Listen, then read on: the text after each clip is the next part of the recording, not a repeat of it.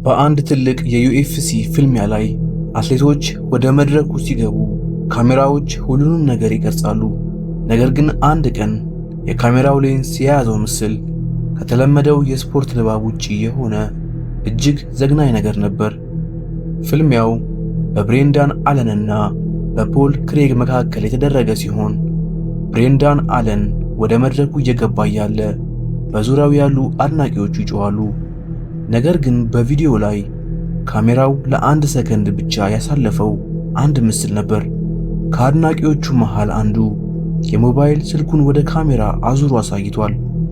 ስልኩ ላይ የሚታየው ምስል መሬት ላይ የወደቀ የሰውነት አካል ወይም ሕይወቱ ያለፈ ሰው አስክሬን ይመስል ነበር። ይህ ክስተት ወዲያውኑ በኢንተርኔት ላይ ትልቅ መነጋገሪያ ነገር ሆነ።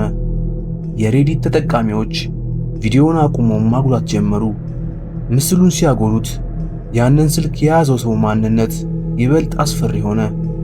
ሰውየው ፊቱን የሚሸፍን የሪስሊንግ ጭንብል አድርጓል። ከጭንብሉ ጀርባ ደግሞ ካሜራውን እያየ በክፋት ፈገግ ይላል። ታዲያ ይህ ስልክ ላይ የሚታየው ምስል ምንድነው?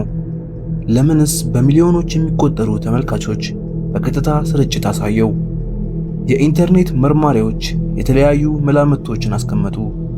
አንዳንዶች ይህ ሰው ሰክሮ ወይም አእምሮውን ስቶ ጓደኞቹ ፊት ላይ ሜካፕ ቀብቶ የተነሳው ፎቶ ነው አሉ። ሌሎች ደግሞ ይህ ሆን ብሎ የሰዎችን ትኩረት ለመሳብ የተደረገ የቲክቶክ ፕራንክ ነው አሉ። ነገር ግን ነገሩን በጥልቀት የተመለከቱ ሰዎች አንድ አስፈሪ ሐሳብ አመጡ። ምናልባት ይህ ሰው እውነተኛ ወንጀለኛ ወይም አጋች ቢሆንስ? ፎቶ ላይ ያለው ሰውስ የታገተ ወይም የተገደለ ሰው ቢሆንስ አሉ። አጋቾችና ወንጀለኞች ወንጀላቸውን ከፈጸሙ በኋላ ፖሊስ ሊይዛቸው እንደማይችል ለማሳየት በድፍረት እንዲህ አይነት ምስጢራዊ መልእክቶችን ይተዋሉ ይባላል። እስካሁን ድረስ የዚህ ጭንብል የጠለቀ ሰው ማንነትም ሆነ በስልኩ ላይ ያሳየው አስክሬን የሚመስል ፎቶ ሚስጥር አልተፈታም። በሕይወት እያሉ መቃብር ውስጥ መቀበር የሰው ልጅ ሊያስበው ከሚችለው እጅግ አሰቃቂና አስፈሪ ሞት አንዱ ነው። በብራዚል ውስጥ የተፈጠረው የሮዛንጄላ አልሜዳ ታሪክ ግን ከቅዠትም በላይ የሆነ እውነተኛ ሰቆቃ ነው። ጃንዋሪ 2018 ላይ የ37 ዓመቷ ሮዛንጄላ ድንገት ራሷን ስታ ወደ ሆስፒታል ትወሰዳለች። ሆስፒታል ውስጥ እያለች 2 ጊዜ የልብ ድካም አጋጠማት። ዶክተሮቹ ለድኗት ቢሞክሩም ጥር 28 ቀን ሕይወቷ ማለፉን አረጋገጡ። ቤተሰቦቿ በከፍተኛ ሐዘን ተውጠው በዚያው ዕለት አስክሬኗን ከእንጨት በተሰራ የሬሳ ሳጥን ውስጥ አድርገው ሳጥኑንም በሲሚንቶና በድንጋይ በተገነባ መቃብር ውስጥ አኖሩት። ነገር ግን ታሪኩ እዚህ ላይ አላበቃም። ሮዛንጄላ ከተቀበረች ማግስት ጀምሮ በመቃብሩ አካባቢ በሚያልፉ ሰዎች ከመቃብሩ ውስጥ እንግዳ የሆነ ድምጾች መስማት ጀመሩ። መጀመሪያ ላይ የልጆች ቀልድ ወይም ንፋስ መስሏቸው ነበር። ነገር ግን ቀናት እያለፉ ሲሄዱ ድምፁ እየባሰ መጣ። ከመቃብሩ ውስጥ ጩኸት እንዲሁም አንድ ሰው ሳጥኑን በኃይል ሲመታና ሲቧጭር የሚሰማ ድምፅ ግልጽ እየሆነ መጣ። ከ11 ቀናት በኋላ ይህ ወሬ የሮዛንጄላ ቤተሰቦች ጆሮ ደረሰ። ቤተሰቦቹ በድንጋጤና በተስፋ መቁረጥ ስሜት ወደ መቃብሩ ስፍራ ሮጡ። የሕዝብ ብዛትና ፖሊስ በተሰበሰበበት ያንን የሲሚንቶ መቃብር ሰብረው የሬሳ ሳጥኑን አወጡት። ሳጥኑን ሲከፍቱት ያዩት ነገር ማንም ሊቋቋመው የሚችል አልነበረም። ሮዛንጄላ አሁንም ሕይወቱ አልፎ ነበር። ነገር ግን ሳጥን ውስጥ ያለው ሁኔታ እሷ በሕይወት እያለች እንደተቀበረችና ለመውጣት ስትታገል እንደነበረ የሚያሳዩ ዘግናኝ ማስረጃዎች ነበሩበት። በመጀመሪያ አስክሬኗ ገና አልቀዘቀዘም ነበር፣ ሞቅ ይል ነበር። ሁለተኛ በጣቶቿ ጥፍሮቹ ላይ ጉዳት ደርሶ ነበር፣ ጥፍሮቿ ተገንጥለው ነበር። የሬሳ ሳጥኑ የውስጠኛው ክፍል በደምና በመቧጨር ምልክቶች ተሞልቶ ነበር። የሆስፒታል ባለሙያዎች በአፍንጫዋና በጆሮዋ ውስጥ ያደረጉት ጥጥ ወድቆ ነበር። ይህ ሁሉ የሚያሳየው ሮዛንጄላ መቃብር ውስጥ ከገባች በኋላ ነቅታ በዚያ ጠባብና ጨለማ ሳጥን ውስጥ ለቀናት ለመውጣት ስትታገል እንደነበረ ነው። ይህ አሳዛኝ ክስተት በብራዚል ውስጥ ትልቁን ቁጣ አስነሳ። ፖሊስና የሕክምና ባለሙያዎች ምርመራ ጀመሩ። ዶክተሮቹ ግን ይህ ሊሆን አይችልም፣ የሰማችሁት ድምፅ የቅዠት ድምፅ ነው። ሰውነቷም ላይ ያለው ጉዳት አስክሬን ሲበሰብስ የሚፈጠር ነው ብሎ አስተባበሉ። ነገር ግን ያን ሁሉ ጩኸት የሰሙት የአካባቢው ነዋሪዎችና የተዋጨረውን የሬሳ ሳጥን ያዩት ቤተሰቦቿ ሮዛንጄላ በሕይወት እያለች እንደተቀበረችና አየር አጥታ በስቃይ እንደሞተች እስከዛሬ ያምናሉ። የፕሮፌሽናል ሬስሊንግ WWE አድናቂ ከሆናችሁ የክሪስ ቤንዋን አሳዛኝ ታሪክ ታውቁታላችሁ። በጁን 2007 ክሪስ ቤንዋን ባለቤቱ ናንሲንና የ7 ዓመት ልጁን ከገደለ በኋላ ራሱን አጠፋ። ይህ ዜና ዓለምን ያሳዘነና ያነጋገረ ነበር።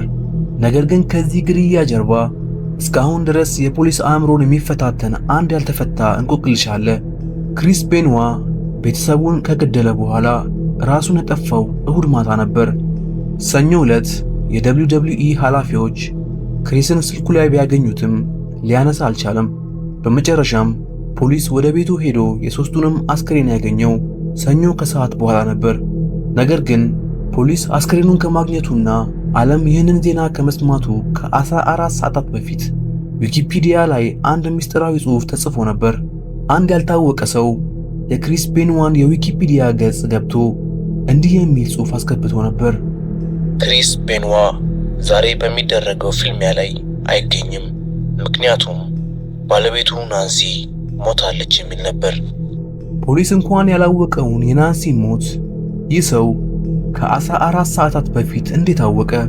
ፖሊስ ይህንን ጉዳይ በከፍተኛ ትኩረት መመርመር ጀመረ። የኢንተርኔት አድራሻ IP አድረስ ተከታትለው ሲሄዱ ያ ምስጢራዊ ጽሑፍ የተጻፈበት ቦታ አሜሪካ ኮነቲከት ግዛት ውስጥ የWWE ዋና መስሪያ ቤት ከተማ መሆኑን አረጋገጡ። ይህ ግኝት ነገሩን ይበልጥ አስፈሪ ያደረገው WWE ስለ ግድያው አስቀድሞ ያውቅ ነበር ወይስ ሌላ ሶስተኛ ገዳይ ነበር? ፖሊስ በመጨረሻ ጽሑፉን የጻፈውን ሰው አገኘው። ማቲው ግሪንበርግ የተባለ የ19 ዓመት የኮሌጅ ተማሪ ነበር። ፖሊስ ሲጠይቀው የሰጠው መልስ እጅግ አስገራሚ ነበር። እኔ ስለ ግድያው ምንም አላውቅም፣ ዝም ብዬ ኢንተርኔት ላይ ወሬ አይቼ ዊኪፒዲያ ላይ የጻፍኩት በግምት ነው አለ። ፖሊስ ኮምፒውተሩን ቢመረምርም ከተማሪውና ከግድያው ጋር የሚገናኝ ምንም ማስረጃ አላገኘም። አንድ የ19 ዓመት ተማሪ ከሺህ ኪሎ ሜትሮች ርቆ የተፈጸመውን ግድያ በድንገተኛ ግምት ልክ ፖሊስ ከማግኘቱ በፊት ሊጽፍ ይችላል ብሎ ማመን ለብዙዎች አሁንም ድረስ ከባድ ነው።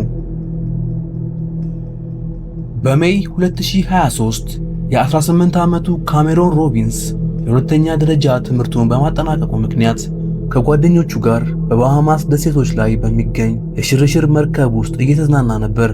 ሁሉም ነገር አስደሳች ነበር፣ ሙዚቃው፣ ዳንሱ፣ መጠጡ። ነገር ግን ከሌሊቱ 3 ሰዓት አካባቢ ይህ የደስታ ምሽት ወደ ዘግናኝ ቅዠት ተቀየረ። ካሜሮንና ጓደኞቹ እየተጫወቱ እያለ አንደኛው ጓደኛው ካሜሮንን ከመርከቧ ወደ ባህሩ ዘለህ ግባ ብሎ ሞገተው። ካሜሮንም በወጣትነት ስሜት ምንም ሳያስብበት በዚያ ጨለማ ሌሊት ከመርከቧ ላይ ወደ ጥልቁ የባሃማስ ውቅያኖስ ዘለለ።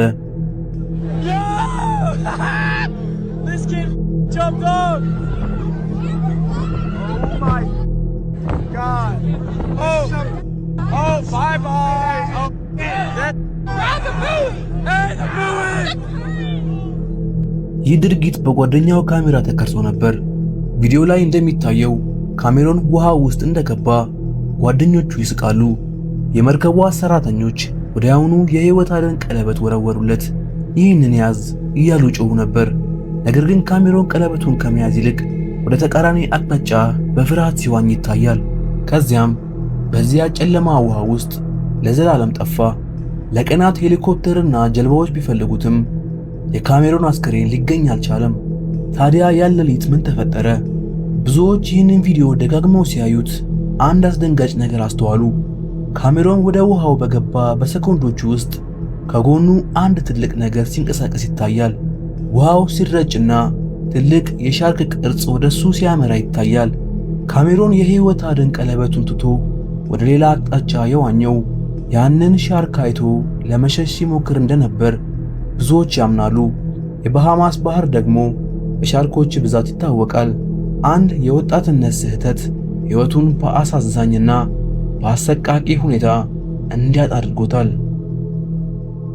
ወደ 1944 እንደ አውሮፓውያን አቆጣጠር ስንመለስ ሁለተኛው የዓለም ጦርነት እየተካሄደበት ባለበት በዚያን ጊዜ በአሜሪካ ኢሊኖይ ግዛት ውስጥ በምትገኝ ማቱን በምትባል ትንሽ ከተማ ውስጥ አንድ አስፈሪ ነገር መከሰት ጀመረ።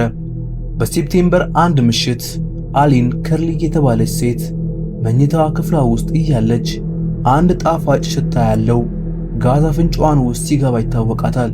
ወዲያውኑ መላ አካሏ መንቀሳቀስ አቃተው። ማቅለሽለሽና የትንፋሽ ማጠር ጀመራት። ልጇም በተመሳሳይ ሁኔታ መጮህ ጀመረች። አሊን ባለቤቷንና ፖሊስ ጠራች። ፖሊሶች መጥተው ሲፈልጉ ምንም አላገኙም።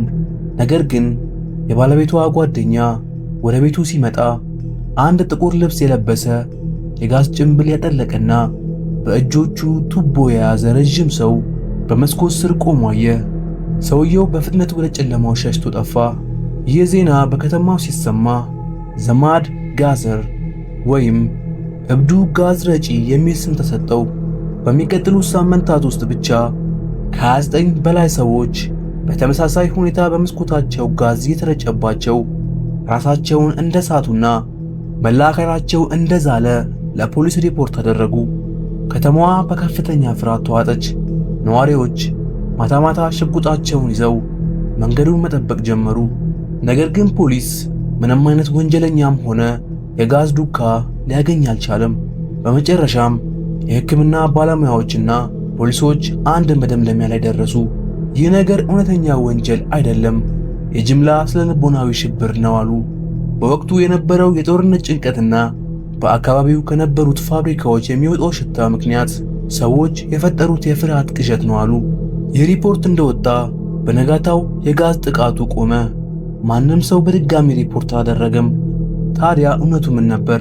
በእርግጥ ይህ ሰው የለም ወይስ መንግስት ህዝቡን ለማረጋጋት ሲል የፈጠረው ውሸት ነበር? ያ ጥቁር የለበሰው የጋዝ ጭንብል ያጠለቀው ሰው ማን ነው?